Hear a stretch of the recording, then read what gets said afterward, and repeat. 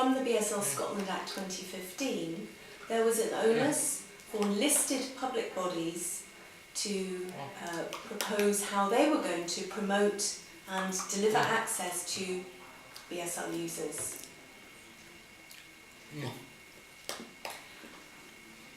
And those public bodies have to create their own plans. But some public bodies are covered by the National Plan, which has been created by the Scottish Government. That was published last year, October in 2017. It was a 6-year plan so that's 2017 until to run to 2023. The listed public bodies have to write their own plans until 2024. Yes, and those local plans are created 1 year after the National Plan. That's right. And the National Plan has 10 long-term goals, doesn't it? Which has got 70 actions in it altogether. So covering many, many topics. And that's going to be reviewed in 3 years' time. That's right. And a progress report will be published at that point. And then after that, everything is going to be reviewed with a new plan created in 6 years' time. So it's going to be a rolling cycle.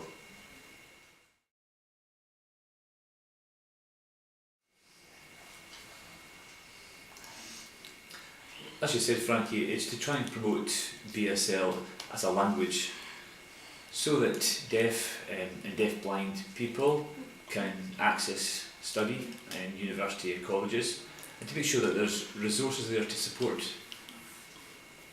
them, and hopefully to get better access within the college and university itself. Yeah, absolutely. What you said is very important, but I think some colleges and universities aren't really engaging with the promotional part of the Act. So yes, it's about providing access to people who use BSL and making sure deaf and deafblind people can get in to study at different institutions and obtain qualifications or whatever. But it's also about colleges and universities really kind of taking a look at what they do and how they can promote use of the language. That might be through teaching courses, it might be conducting research involving BSL, it might be recruiting staff who are BSL users. So the kind of remit of the Act is really quite broad. It's not just about supporting deaf students who use BSL. It kind of requires institutions to think a little bit outside the box. And it's important to remember that nobody understands the situation of deaf people and the language of deaf people than deaf people themselves. And it's really important to have them involved in supporting deaf students, delivering teaching and so on. And as you said, Frankie, it's not just studying, we're talking about employment, talking about recruiting people to boards, supporting the decision making for the college themselves. So there's different areas and different ways that deaf people can get involved. Yeah, it can work at lots of different levels, from bottom upwards. And it would be really good to see BSL being considered at all levels within institutions. Just as you said, it's not just studying, it's not just classwork. I mean, we're talking about frontline staff as well. For example, if a deaf student turned up wanting more information, and who's the first person they contact? It's reception. So how can they help? I mean, even if they had basic sign language, basic communication skills.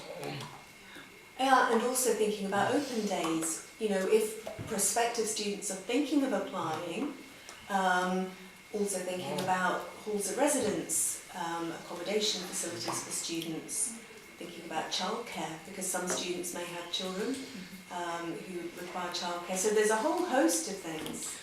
It really depends on what services the colleges, universities provide. They might have contracts with transport, buses, train companies, and where do they get that information from? Well, and also another part of student life is very much a social one, isn't it? Definitely. So going to the student union, joining different groups, societies, clubs and so on. Yeah, as usually student unions. And drinking, yes. But that's an important part of student life too.